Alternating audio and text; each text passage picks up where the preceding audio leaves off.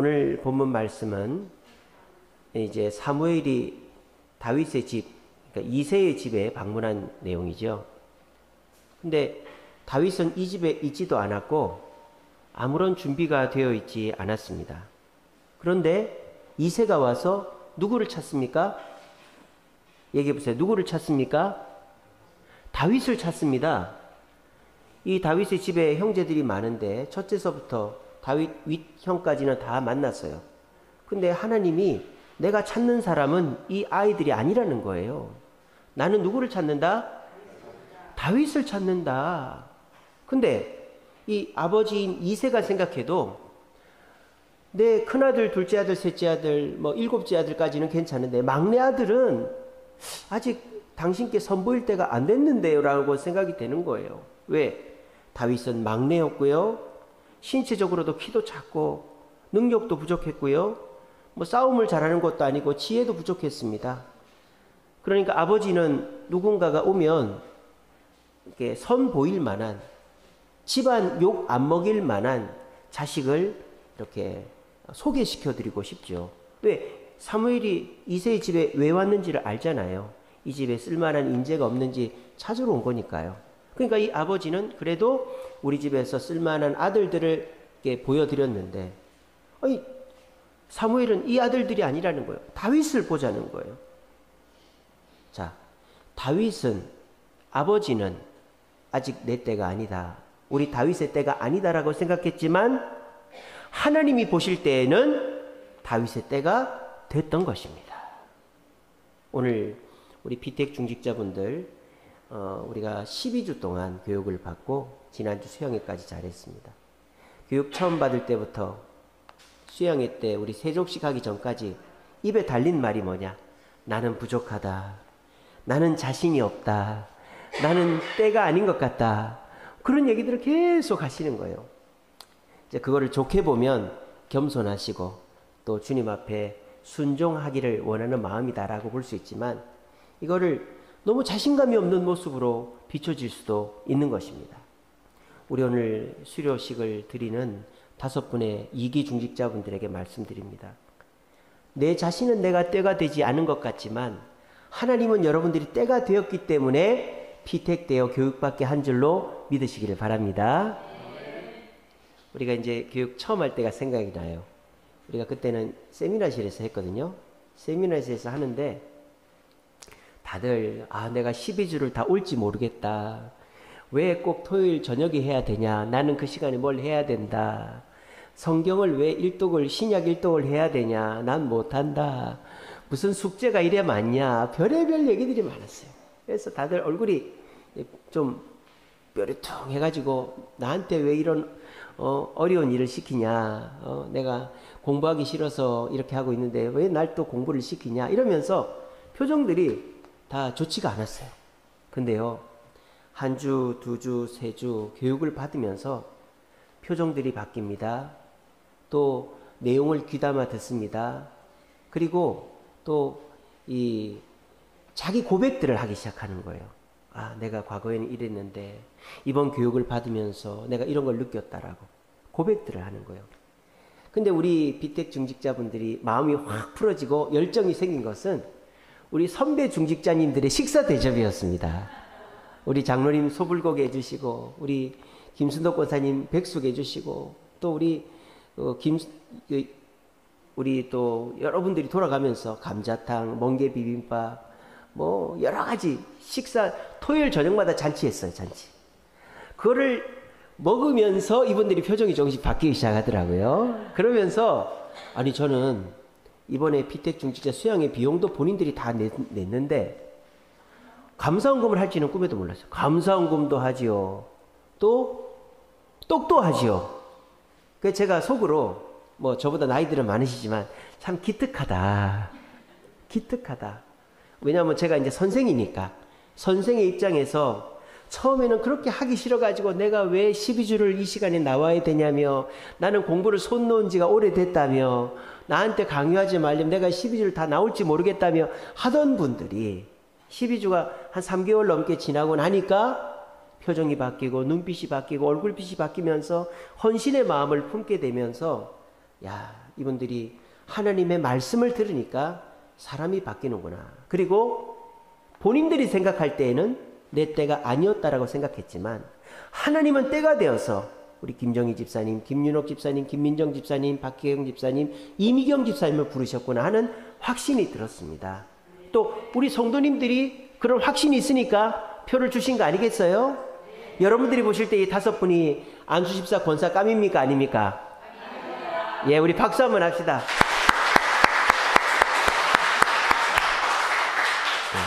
지금부터 저는 부족합니다. 저는 자신이 없습니다. 저는 때가 아닙니다. 이런 얘기 절대 하지 마십시오. 다윗도 그 어린아이가, 집안의 막내가 들판에서 양이나 치던 아이인데 하나님이 때가 되니까 불러서 쓰시잖아요. 우리 5분도 내 개인적으로는 때가 아닌 것 같고 내가 부족한 것밖에 없다고 생각하지만 우리 교인들이 볼 때에는 5분이 준비되었고 하나님이 보실 때에도 쓰실만 하니까 부르셨다라는 걸 기억하시고 이제부터는 내가 부족하다, 나는 자신이 없다, 내 때가 아닌갑다 이런 얘기는 절대 하지 마시고 주님 앞에 오늘 말씀, 오늘 찬양처럼 말씀하시며 순종하겠습니다 고백하는 마음으로 헌신하시는 우리 5분 되시기를 바랍니다. 자, 그런데 그거는 그거고 하나님이 찾으시는 건 그거고 이제는 내가 때가 되긴 했지만 하나님 앞에 쓰임을 받으려면 우리가 몇 가지 기억하고 준비해야 될 게 있다는 거예요. 하나님이 찾으시는 사람, 하나님이 때가 됐지만 찾으셔서 쓰시려고 하는 사람은 어떤 사람인가를 3가지를 통해서 나눠보고자 합니다. 제가 볼 때 우리 5분은 이 3가지가 거의 다 준비가 된 분이지만 한 번 더 자기를 돌아보라는 마음으로 다윗의 이제 모습을 통하여서 하나님이 찾으시는 자가 어떤 자인지를 말씀을 통해 또 나누고자 합니다. 우리 오늘 오후 예배 드리는 우리 성도님들도 나는 하나님이 찾으시는 사람인가? 하나님은 능력이 많고 건강하고 젊고 돈이 많고 뭐 여유가 있는 사람을 찾으시는가? 그거 아닙니다. 오늘 제가 말씀드릴 3가지에 그거는 하나도 들어있지 않아요. 능력이 많고 건강하고 젊고 돈이 많고 뭐 여유가 있고 이런 사람을 하나님 찾지 않아요. 하나님은 오늘 다윗의 모습을 갖고 있는 사람을 찾으신다라는 거예요. 그래서 오늘 말씀 잘 들으시고 나는 부족하다, 나는 자신이 없다, 나는 때가 아닌가 보다 이런 생각하지 마시고 오늘 제가 말씀드리는 이 3가지를 갖추어서 주님이 찾으셨을 때 내가 아멘 하고 순종하는 것이 나에게 복된 길이다라는 것을 기억하시고 우리 모두 하나님이 찾으시는 3가지 기준을 충족시켜서 주님 앞에 쓰임받고 우리도 축복받는 저와 여러분 우리 비택 중직자 5분 되시기를 간절히 바랍니다. 자, 하나님이 어떤 사람을 찾으시는가 오늘 본문 12, 13절에 나오는 다윗의 모습을 통해서 알 수 있어요. 첫 번째는요, 하나님이 찾으시는 사람은 중심이 바른 사람이다 라는 겁니다. 중심이 바른 사람을 하나님이 찾으신다 그랬습니다. 오늘 7절 말씀에 보면 하나님이 사무엘을 보내시면서 이번에 찾는 사람의 가장 첫 번째 기준을 얘기하십니다. 7절에 뭐라고 했습니까? 여호와께서 사무엘에게 이르시되 그의 용모와 키를 보지 말라. 내가 이미 그를 버렸다. 이거 누구 말하는 거예요? 사울 왕을 말하는 거죠. 사울 왕은 외모로 뽑았죠. 키도 크고. 사울 왕 그 생김새를 보면 남들이 머리가 사울 왕의 어깨에 온다 그랬어요. 군계 일학이죠. 같이 서 있으면 사울 왕은 머리가 보이는 사람이에요. 그리고 싸움도 잘하고 능력도 있고 사울 왕은 외모로 뽑은 사람입니다. 근데 사울 왕이 실패해 버렸잖아요. 그래서 하나님이 사울을 버렸어요. 이제 기준을 바꿨어요. 어떻게 바꿨습니까? 내가 보는 것은 사람과 같지 아니하니 사람은 외모를 보거니와 나 여호와는 뭐를 본다? 중심을 본다라고 그랬어요. 중심을. 그러면 이 중심이라는 게 도대체 뭐냐? 너무 포괄적이고 수상적이잖아요. 12절에 보면 그 중심이 먼저 나옵니다. 자, 이 다윗의 그 생김새를 표현할 때 뭐라고 표현하고 있느냐? 얼굴이 아름답다라고 되어 있습니다. 얼굴이 아름답다.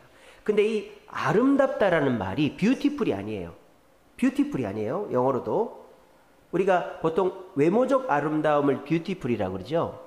이 아름답다라는 단어는 히브리어로 토브라는 단어입니다. 토브는 뷰티풀이 아니에요. 굿이에요. 굿. 선하다. 이런 뜻이 토브입니다. 그러니까 다윗이 지금 하나님은 큰 기준을 외모에 두지 않겠다고 그랬죠. 그러니까 지금 다윗의 외모를 보고 있지만 그 외모 때문에 뽑힌 게 아니라 그 외모가 형성되게 된 과정이나 특성 때문에 다윗을 뽑는 거예요. 일단 첫 번째는 다윗의 얼굴이 아름답다라는 말은 진짜 얼굴이 이뻤다는 뜻이 아니고 미소년이었다는 뜻이 아니고 다윗이 선하게 생겼다라는 거예요. 그러면 그 다윗의 선함은 어디서 나왔다? 마음 중심에서 나왔다라는 거예요. 그래서 하나님이 찾으시는 사람은 마음 중심이 선한 사람을 찾으신다라는 것입니다. 그럼 마음 중심이 선하다라는 말은 무슨 말일까요? 우리의 마음 중심에 누구를 모셔야 된단 말입니까? 그렇죠. 성령 하나님을 모셔야 된단 말입니다. 그 성령 하나님을 모셨다라는 말은 우리가 어떻게 살겠다는 말입니까? 그분의 뜻대로 순종하겠다는 말입니까? 내 마음대로 하겠다는 말입니까? 순종하겠다는 말이죠. 그러니까 다윗의 얼굴이 아름다웠다라는 이 외모적인 특징을 통하여서 다윗이 하나님이 찾으시는 기준이 뭐다? 마음 중심을 보시는데 그 중심에 성령 하나님을 모시고 그분의 뜻에 순종하는 다윗의 모습이 하나님과 사무엘에게 보였다라는 것입니다. 오늘 우리 비택 받으신 이 5분이 하나님 앞에 어떤 사람이 되어야 되느냐? 얼굴이 이쁜 사람이면 더 좋겠지만 5분 다 이쁘시네요. 그죠? 잘생기시고 이쁘시고 우리 김정희 집사님은 듬직하시고 우리 김윤옥 집사님은 잘생기시고 우리 김민경 집사님, 우리 이미경 집사님 또 박경 집사님 다 이쁘십니다. 예, 잘못 말하면 큰일 납니다. 세 분은 다 이쁘십니다. 예, 차등을 두지 않고 무조건 이쁘다고 하겠습니다. 예. 근데 다 얼굴이 이뻐요. 근데 얼굴만 이쁘지 마시고 마음씨가 고운 분들이 되시길 바랍니다. 마음씨가 곱다는 말이 뭡니까? 우리가 마음을 볼 수 있습니까? 볼 수 없죠. 근데 우리 말에 그런 말이 있죠. 마음 씀씀이가 좋다 이런 말이 있죠. 마음 씀씀이는 보여요, 안 보여요? 보입니다. 마음 씀씀이는 보입니다. 어디서 보입니까? 말에서 보이죠. 긍정적인 말하고 칭찬하는 말하고 배려하는 긍정적인 그런 말 하면 저 사람은 참 말을 해도 마음 씀씀인 거예요. 말을 하는데 그 사람의 마음이 보이는 거예요. 또 그 행동을 할 때도 내가 먼저 덥석 먹지 않고 좋은 거 남한테 배려하고 또 좋은 자리 있으면 내가 먼저 앉지 않고 먼저 앉으라고 하고 또 내가 하고 싶은 일이 있어도 남을 먼저 생각하는 게 배려죠. 그런 배려의 행동을 보였는데 상대방은 뭘 느껴요? 마음 씀씀이를 느낀단 말이에요.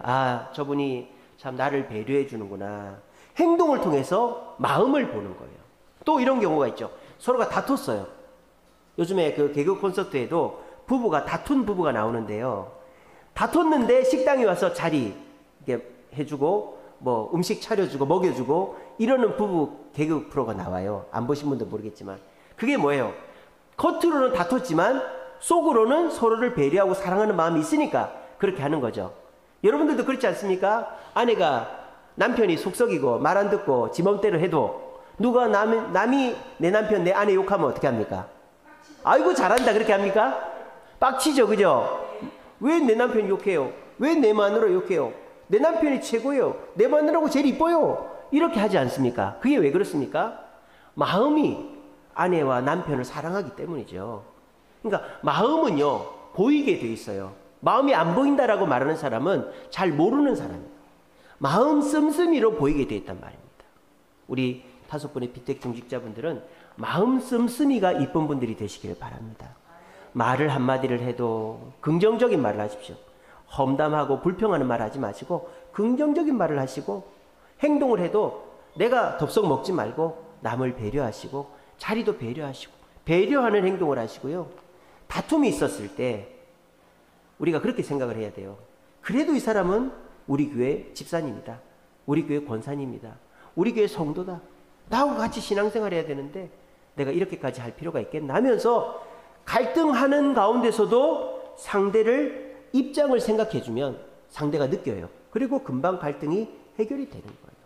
그래서 우리 비택중직자 5분이 다윗처럼 얼굴이 토부 아름다운 사람이 되기 위해서는 마음 중심이 이뻐야 돼요. 마음 중심이 이쁘려면 마음 씀씀이를 잘 써야 되는데 말을 해도 긍정적으로 하고 행동을 해도 배려를 하고 갈등이 생겼을 때 상대방의 입장에서 행동하고 판단함으로 우리 5분을 통하여서 우리 주세움교회 하나님이 찾으시는 5분을 통하여서 마음 씀씀이가 좋아서 교회가 더욱더 화목하고 또 활기 있어지게 되기를 간절히 바랍니다. 두 번째로 하나님이 찾으시는 사람은 성실한 사람입니다. 자, 다윗의 성실함, 우리 말할 거 없죠. 손님이 왔는데도 들판에서 양을 치고 있었으니까요. 근데 다윗의 성실함도 얼굴로 드러나요. 오늘 12절에 보시면 다윗을 뭐라고 표현하고 있습니까? 그의 빛이 붉고라고 그랬어요. 그의 빛이. 여기서 빛은 뭐예요? 뭐 빛이 난다는 게 아니고 얼굴 낯빛을 말하는 거죠. 낯빛이 붉었다라는 겁니다. 이것도 얼굴이 이뻤다, 뭐 홍조를 띄었다 이렇게 해석하면 안 돼요. 왜? 하나님이 대전제로 뭐라고 그랬나요? 외모를 본다 안 본다? 안 본다 그랬잖아요. 그러니까 얼굴이 붉으스름해서 이뻤다라는 뜻이 아니고 그냥 얼굴이 쉽게 말하면 보기 싫을 정도로 시뻘겠다 이 말이에요. 보기 싫을 정도로 시뻘겠다, 막 그을렸다 이 말입니다. 이건 이쁘다는 뜻이 아닙니다. 얼굴이 그을렸다는 뜻입니다. 그러면 다윗의 얼굴이 왜 그을렸을까요? 뭐 하느라고? 양 치느라고. 자, 다윗이 집안의 막내 아들이긴 하지만 집안의 종입니까? 다윗의 집에 종이 있었겠어요? 없었겠어요? 있죠, 당연히. 왜 집에 종이 없어요? 그러면 양치러 가면 혼자 갔겠어요? 종들하고 가죠? 그러면 그냥 종들 양 치라고 그러고 물도 먹이고 풀도 먹이고 뭐 맹수도 쫓아내게 하고 지는 그냥 나무 그늘에서 수금이나 타면서 땡가땡가 아이고 형님들은 집에 있는데 나가 이게 무슨 꼴이냐 이러면서 있을 수도 있잖아요. 그럼 얼굴이 배꼽같이 흰 거예요. 근데 다윗이 얼굴이 붉었다는 뜻은 뭡니까? 성실했다는 뜻입니다. 종들이 같이 가지만은 종들한테 맡겨놓지 않고 남한테 일을 시키지 않고 자기가 솔선수범해서 양을 데리고 다니면서 물도 먹이고 풀도 먹이고 맹수들이 오면 물맷돌을 던져서 쫓아내기도 하고 밤에 불침번도 서기도 하고 그러면서 햇빛에 끌린 얼굴이 붉었다 이 말입니다. 우리 비택 중직자분들도 내가 뭐 남들 섬기느라고 이렇게 피곤하고 지치고 한 것은 부끄러운 것이 아니에요. 성실함의 증거는 자랑스러운 것입니다. PPT로 화면 PPT로 바꾸세요. 자, 앞에 있는 분, 이분은 키가요 다윗 같아요. 이분은 나이가 80이 넘었는데도 키가 몇 cm냐면 165cm밖에 안 됩니다. 근데도 다윗과 같이 어마어마한 일을 한 분입니다. 이분의 이름은 백영중 장로님입니다. 혹시 들어보신 분 있는지 모르겠는데 우리나라에 훈장도 받고 미국 이민 가셔가지고 큰일 하신 분이에요. 백영중 장로님. 이분은 LA 사우스웨스트 한인교회 장로님이시고 2010년도에 돌아가셨어요. 80세로 돌아가셨습니다. 근데 이분이요 뭐로 유명하냐, 저기 보면 페코라고 영어로 써있죠. 페코 철강이라는 회사를 창업해가지고 엄청나게 돈 많이 버신 분이에요. 우리가 미국의 철강 왕 하면은 카네기밖에 모르죠. 미국 경량철강, 그러니까 우리나라로 말하면은 이렇게 샌드위치 판넬 집 지을 때 경량철골 있지 않습니까? 그런 거를 만드는 회사가 페코 철강이에요. 미국 전체 그 점유율의 60%를 차지하는 게 페코 철강입니다. 잘 모르시죠? 저거를 창업하신 분이 백영중 장로님입니다. 저분이요 어떤 분이냐면요, 북한에서 월남하셨어요. 6.25 때 월남하셔가지고 연세대학교의 전신인 연희전문학교를 다니다가 중퇴를 했습니다. 그리고 그때 당시에 돈 50만 원, 그래도 그 큰 돈이죠. 그때 당시 돈 50만 원 딱 들고 미국으로 유학을 갔어요. 그래서 미국 오리건 대학교에 토목공학과를 다녔습니다. 근데 이분이 미국 갈 때 이분이 뭐라고 그랬냐, No money, no English. 나는 돈도 없고 난 영어도 못한다. 그런 상태로 미국을 간 거예요. 맨 땅에 헤딩 하듯이.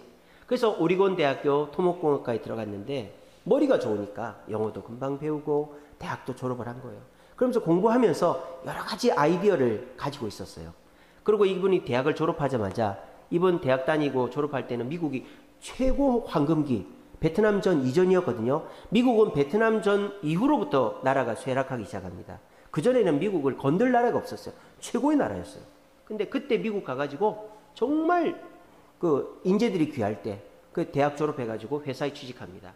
회사에 취직하자마자 자기가 그동안에 배웠던 지식을 가지고 특허를 내기 시작해요. 경량철골에 관한 특허를. 그래서 자기가 회사를 차린 거예요. 그래서 미국의 아칸소주라고 남부에 있습니다. 거기에 4만 평 땅을 사가지고 철골 회사를 차린 거예요. 그래서 회사가 너무너무 잘 돼가지고 이분이 우리나라에서 훈장도 받고 미국 경량철골 점유율 60%를 차지하는 큰 사업가가 됐습니다. 근데 이분이 내가 이렇게 큰 사업을 하게 된 이유가 뭐냐? 나는 예수 믿는 사람이기. 이분이 굉장히 신실한 분이거든요. 예수 믿는 분이에요. 그리고 저기 보면은 저게 자기가 쓴 책이에요. 이분이 쓴 자서전입니다. 나는 정직과 성실로 미국을 정복했다. 이런 책을 썼어요. 그래서 그 책에 보면 이런 내용이 있습니다. 점심시간이 뭐 1시간씩 이렇게 되면 자기는 30분만 딱 점심시간 쓴대요. 근데 그 30분도 10분 동안 밥 먹고 나머지는 또 나가서 일을 한대요. 그렇게 일을 하니까 이 미국 사람들이 볼 땐 이해가 안 되는 거죠. 아니 어떻게 저렇게 열심히 하나? 여러분 우리나라 공무원에 비해서 미국이나 프랑스나 유럽은 3배로 공무원이 많습니다. 근데 우리나라에서는 30분 만에 될 일이 1년이 걸립니다. 행정처리가요. 그래서 그거를 왜 그렇게 하는지 물어봤대요. 한인이 그 프랑스 현지인한테 당신들은 왜 이렇게 행정처리를 늦게 합니까? 빨리 못합니까? 빨리 한대요. 범칙금, 벌금 이런 거는 찍히면 대번에 날라온답니다. 그래서 그 뭐 이렇게 교통 범칙금이나 뭐 벌금 떼이면요 대번에 그 날라와서 안 내면 큰일 난대요. 근데 무슨 운전면허증이다, 무슨 뭐 보건소다, 뭐 또 무슨 증명서 같은 거 받으러 가면은 자기들끼리 막 커피 마시면서 농담 따먹게 하고 있는데 안 해준대요. 어떤 분은 운전면허증을 그 들어가가지고 3년인가 4년 만에 나왔는데 귀국 선물로 받아왔답니다. 4년 만에 운전면허증을 받아온 거예요. 그래서 물어봤대요. 아니 당신 나라는 왜 이렇게 행정처리가 늦냐? 뭐라는지 압니까? 우리가 빨리 하면 인원을 줄이지 않냐 그러는 거예요. 진짜로 그 프랑스 공무원이 한 말이에요. 우리가 4명이 해야 될 일을 2명이 하면은 2명을 줄여버리지 않냐. 그러니까 우리는 천천히 한다.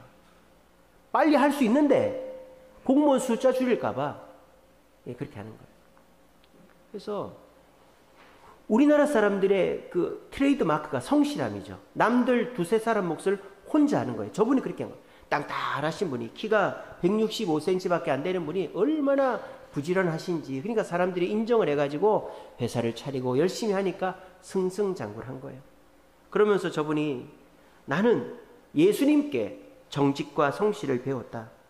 하나님의 도움이 내 성실과 합해지니까 내가 이런 일을 이뤄냈다라고 말하는 겁니다. 하나님은 저와 여러분들을 도와주십니다. 오늘 이 자리에 계신 피택 중직자분들도 도와주실 것입니다. 단 성실할 때, 얼굴빛이 붉어질 때 하나님은 도와주실 것입니다. 화낸다고 얼굴 붉히지 마시고, 짜증난다고 얼굴 붉히지 마시고, 하나님 앞에 열심히 수고하시느라고 손도 다치고 또 피곤도 하고 입안에 혓바늘도 돋고 입안도 헐고 그러면서 수고하시면 여러분들의 그 마음과 헌신, 성실이 얼굴로 다 드러나는 거예요. 그러면 하나님이 찾으시고 사람과 하나님 앞에 인정받는 것입니다. 오늘 비택 중직자분들 또 우리 성도님들, 하나님이 일하시려면 우리의 성실과 맞물려야만 그 역사가 일어나는 거예요. 내가 성실하지 않을 때 하나님의 역사도 퇴색돼 버리고 맙니다. 우리 모두 성실한 자가 되어 주님이 찾으시는 사람 되어서 주님의 역사를 이루어드리는 비택 중직자분들, 성도님들 되시기를 간절히 바랍니다. 예, 화면 바꿔주세요. 마지막 3번째로 하나님이 찾으시는 사람은 어떤 사람이냐? 책임감이 강한 사람이에요. 책임감이. 그러면은 다윗에게 있어서의 책임감은 어떻게 알 수 있느냐? 오늘 성경에 보면요, 다윗의 외모를 표현할 때 이렇게 얘기합니다. 눈이 빼어나다라고 합니다. 눈이 빼어나다. 자, 이것도 제가 계속 강조합니다만 다윗의 눈이 이쁘다 이런 뜻이 아닙니다. 왜? 외모를 보고 안 뽑는다 그랬잖아요. 얼굴빛이 붉다라는 것은 얼굴빛이 홍조를 띤 아름다운 생기 있는 모습이다가 아니고 얼굴이 시커멓다 이런 뜻이라고 받아들이라고 그랬죠. 이 눈이 빼어나다는 말도 뭡니까? 눈빛이 살아있다 이 말이에요. 눈빛이 살아있다. 흐리멍텅하니 물에 물 탄 듯 술에 술 탄 뜻이 아니라 무슨 얘기를 하면 눈을 또렷하게 뜨고 쳐다보고 또 어떨 때는 이렇게 긍정의 모습으로 눈을 보이고 어떨 때는 또 애처로운 모습으로 눈빛을 보이고 이렇게 눈빛이 살아있는 사람은 상대를 감동시킬 수가 있는 것입니다. 사람이요 말로써 의사 전달하는 것은 15%밖에 안 된다 그러잖아요. 나머지 85%는 행동으로 또 표정으로 특별히 눈빛으로 의사를 전달하는 겁니다. 경상도 단어는 하나 갖고 다 됩니다. 가가 이게 무슨 말입니까? 무슨 말입니까? 그 사람이 가시냐 이런 뜻이죠. 그 사람이 가시냐. 미국에 어떤 목사님이 유학을 갔는데 차 사고가 나버렸어요. 막 마음은 급한데 영어가 안 나오는 거야. 그래서 뭐라 그런지 압니까? 유카카 미카카 이렇게 한 거예요. 그러니까 상대방 알아듣더래요. 유카카 미카카. 그러니까 네 차만 차냐 내 차도 차다 이렇게 한 거예요. 이게 뭐예요? 사람이 급하면 말로 의사소통을 하는 것보다도 표정이나 눈빛으로 하는 거예요. 근데 우리가 마치 그 전화 이렇게 통화할 때 딴짓하면서 전화 통화하는 것처럼 전혀 상대방을 쳐다보지도 않고 상대방의 눈빛도 마주치지 않고 딴짓하면서 대화를 하면 상대가 저 사람이 나한테 관심이 없나 보다 이런 생각을 하는 거예요. 근데 상대방을 어떨 때는 정말 사랑스러운 눈빛으로 어떨 때는 정말 애처로운 눈빛으로 그런 눈빛으로 바라보면 별말 안 해도 아이고 어떻게 하면서 손만 딱 잡아줘도 그 사람에게 푹 빠져들게 되어 있는 거예요. 그래서 저는 우리 비택 중직자분들에게 두 가지 눈빛을 말씀드리고 싶습니다. 성도들을 바라볼 때는 사랑의 눈빛으로만 바라봐 주시기 바랍니다.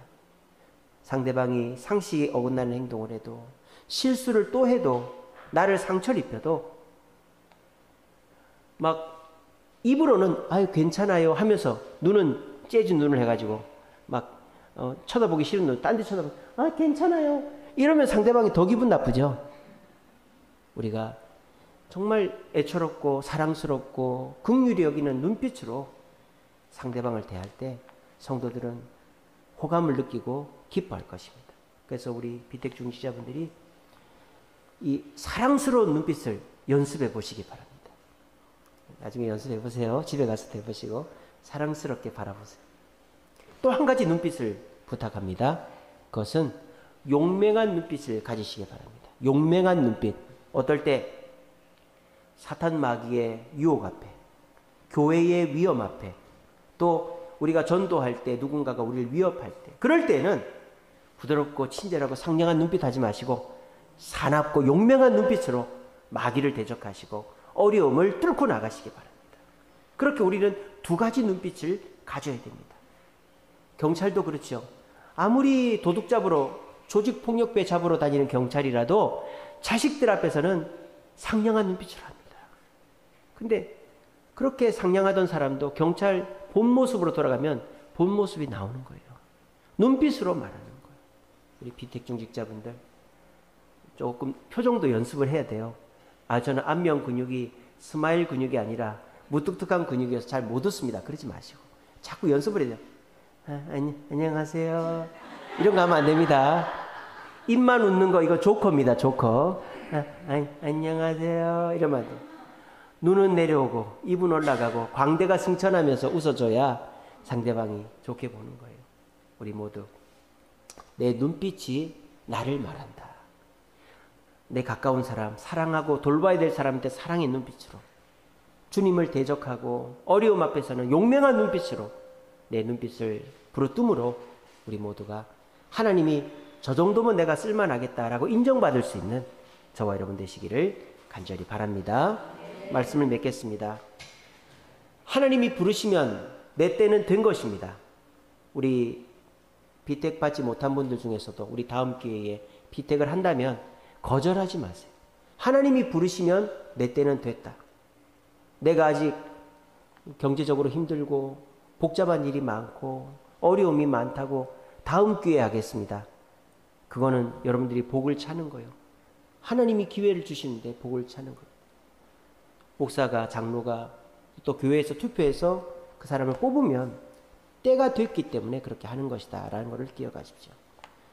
그러면 내가 돈도 있고 시간도 있고 능력도 있고 여유도 있고 이래야지 쓰임 받느냐? 그런 거 없어도 돼요. 여러분, 돈은 없어도 돼요. 있는 만큼 하시면 되고요. 시간 되는 만큼 봉사하시고요. 능력 할 수 있는 것만 하시면 돼요. 그런데 하나님이 여러분들한테 요구하는 것 세 가지라고요. 첫째는 마음 중심에 여러분들이 앉아 있다가 내려오시고 성령을 앉히시고 그 성령의 음성 앞에 순종하시기 바랍니다. 어제 우리 비택중직자 수양회 때도 세족식을 하는데 사실 남한테 내 발을 맡기고 싶은 사람이 아무도 없죠. 근데 한 분도 안 하겠다는 분 없이 다 세족에 참여하셨어요. 우리 5분은 순종의 마음이 돼 있는 분들이에요. 그래서 우리가 마음 씀씀이가 이쁜 것은 겉으로 드러나게 돼 있어요. 어떻게 하면 성령이 내 마음의 중심에 계셔서 그 음성에 순종하면 내 마음 씀씀이가 마음 중심이 이뻐 보이는 거예요. 두 번째는 성실해야 주님이 쓰십니다. 그냥 곱상하니 외모를 가꾸고 이러지 마시고 다윗이 얼굴이 시뻘개서 못생겼을 정도로 성실함을 가지시고 최선을 다할 때 하나님의 그 능력과 내 성실이 만나면 페코 스틸처럼 김영중 회장과 같이 놀라운 시너지가 일어나는 줄로 믿으시고 얼굴이 붉어질 정도로 성실하시기 바랍니다. 그리고 무엇보다도 눈빛이 빼어나신 분들 되시길 바랍니다. 남을 바라볼 때, 성도를, 자녀를, 가족을 바라볼 때 사랑스러운 눈빛으로, 또 내가 해야 될 일을 할 때 용맹하게, 사탄과 싸울 때 용맹하게, 교회를 지킬 때 용맹하게 눈빛을 뜨심으로 우리 모두 하나님이 찾으시는 조건을 갖추어서 주님 앞에 쓰임받음으로 나도 복을 받고 하나님 나라도 확장시키는 저와 여러분 되시기를 간절히 바랍니다.